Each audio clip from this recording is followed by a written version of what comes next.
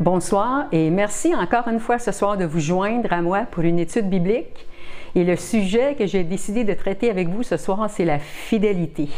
On va lire un verset ensemble de la parole de Dieu dans 1 Corinthiens chapitre 4, verset 2, qui nous dit « Du reste, ce qu'on demande des dispensateurs, c'est que chacun soit trouvé fidèle. » Et j'ai souvent lu ce verset, mais je n'avais jamais pris la peine de lire les définitions de dispensateur et fidèle. Et ce soir, durant que j'ai préparé cette étude, je veux qu'on regarde ces deux définitions-là ensemble. Dispensateur, c'est celui qui distribue. Un gérant, un administrateur, un responsable, un intendant. Fidèle, et j'ai été étonnée de voir que ça commence en disant « qui garde sa foi », c'est-à-dire loyal, constant dans ses goûts, dans ses idées, qui remplit ses devoirs et ses engagements. Prenons le temps ce soir de reprendre la parabole des talents. On peut lire le texte au complet dans Matthieu 25, versets 15 à 20, mais ce que je veux qu'on regarde ensemble quelques instants, c'est la réponse que le maître a donnée à ses intendants. Dans le verset 21, à celui qui avait reçu 5 talents, le maître a dit « C'est bien, bon et fidèle serviteur ». Au verset 23, à celui qui avait reçu 3 talents, le maître a dit « C'est bien, bon et fidèle serviteur ». Au verset 26, à celui qui avait reçu 1 talent, le maître a dit « Serviteur méchant et paresseux ». C'est souvent ce à quoi on s'arrête quand on lit la parabole des talents. Mais ce qui a attiré mon attention cette fois-ci, c'est pas ce que le maître a répondu, mais c'est que j'ai réalisé à quel point le maître connaissait ses intendants. Il savait à qui donner 5 talents, il savait à qui donner 3 talents, il savait à qui donner 1 talent, et chacun n'avait rien au-dessus de ses capacités, mais le même rendement est demandé à chacun. Comment gérez-vous les talents, les dons que Dieu a investis en vous? Êtes-vous des gérants responsables et fidèles qui travaillent à faire profiter vos talents afin de bénir le peuple de Dieu? Les connaissances et les dons que Dieu a investis en nous, il faut les faire fructifier. On se laisse souvent attirer loin de l'appel de Dieu sur nos vies. Regardons ensemble et réalisons ensemble ce soir 3 sources qui veulent nous empêcher d'être des serviteurs fidèles. Première source, nos convoitises. Dans Jacques 1,14, la Bible nous dit « Mais chacun est tenté quand il est attiré et amorcé par sa propre convoitise. » Jésus lui-même a été tenté. Il n'a jamais cédé à la tentation. Et avec chaque tentation, la Bible nous dit que Dieu nous donne le moyen d'en sortir. Il faut se tenir en garde contre nos propres désirs et s'arrêter pour savoir si cette tentation-là va m'éloigner de Dieu, du plan de Dieu pour ma vie. Hébreux 4,15 nous dit « Car nous n'avons pas un souverain sacrificateur qui ne peut compatir à nos faiblesses. Au contraire, il a été tenté comme nous en toutes choses, sans commettre le péché. » 1 Corinthiens 10,13 nous dit « Aucune tentation ne vous est survenue qui n'ait été humaine. Et Dieu qui est fidèle ne permettra pas que vous soyez tentés au-delà de vos forces. Mais avec la tentation, il préparera aussi le moyen d'en sortir, afin que vous puissiez la supporter. » Et j'ai trouvé un verset qui m'a béni quand j'ai lu ça. Je n'avais jamais remarqué ce verset-là. Dans Psaume 18, verset 24b, ça dit « Je me suis tenu en garde contre mon iniquité. » Alors, c'est ce qu'il faut faire, frères et sœurs. Il ne faut pas se laisser tenter, mais il faut se tenir en garde contre notre iniquité. Notre deuxième ennemi ce soir, le diable. Matthieu 4,1 nous dit « Alors Jésus fut amené par l'Esprit dans le désert pour être tenté par le diable. » Alors, si le Maître a été tenté, attendez-vous à ce que ça va vous arriver. Attention, lui, il ne chôme pas. Plus le temps avance, plus il sait qu'il y a moins de temps. Il veut nous dévorer, nous écarter du plan de Dieu. La Bible nous dit que l'ennemi n'est venu que pour dérober, égorger et détruire. Ne nous laissons pas séduire par ses stratagèmes. Soyons sur nos gardes maintenant que nous connaissons ses plans. Troisième source. Le monde qui est sous l'emprise du malin.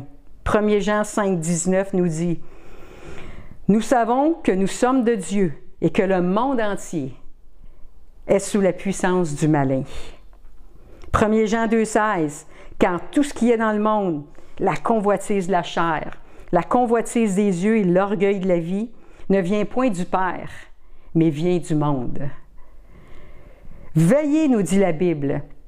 Ne nous laissons pas endormir par quoi que ce soit, de positif ou de négatif. On se laisse souvent écarter du plan de Dieu par des choses positives, mais qui ne sont pas nécessairement utiles. Il y a un verset dans 1 Corinthiens 10, 23 qui nous dit « Tout est permis, mais tout n'est pas utile. Tout est permis, mais tout n'édifie pas. » Et un autre verset semblable dans 1 Corinthiens 6, 12 « Tout m'est permis, mais tout n'est pas utile.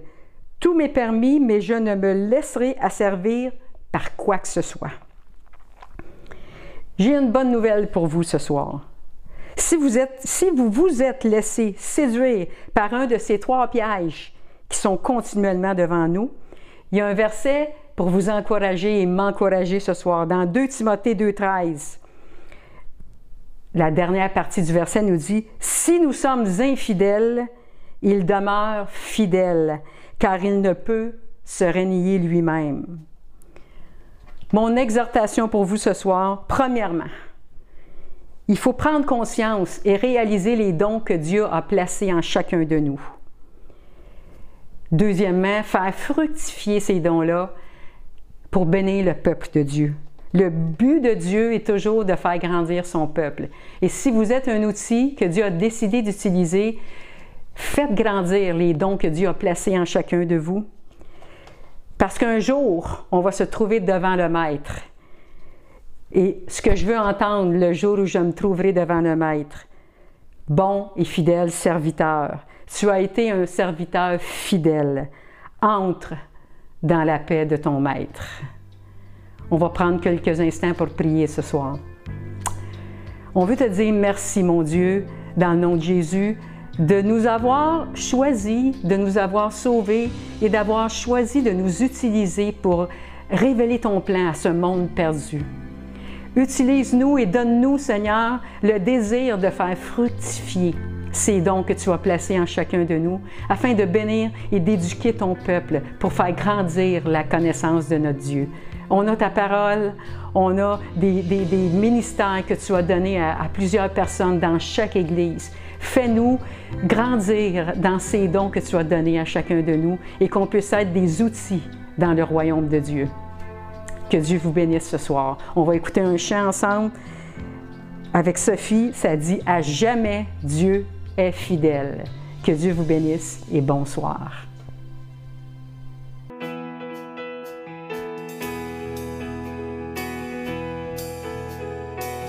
Mon Seigneur, reconnaissance, son amour durera jamais. Il est bon, il est au-dessus de tout, son amour durera jamais. Chantons, chantons, d'une puissante et d'un bras tendu, son amour durera jamais. Il nous donne une vie nouvelle, son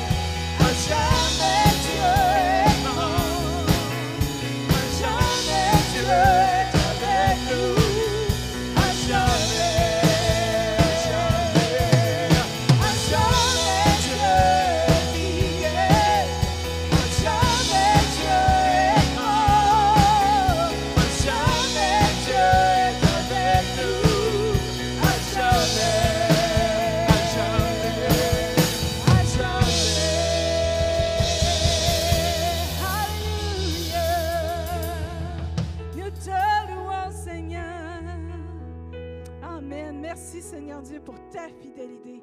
Merci, Seigneur Dieu, pour ton amour, Seigneur Dieu, envers nous. Merci, Seigneur Dieu, parce que tu es toujours le même, à jamais.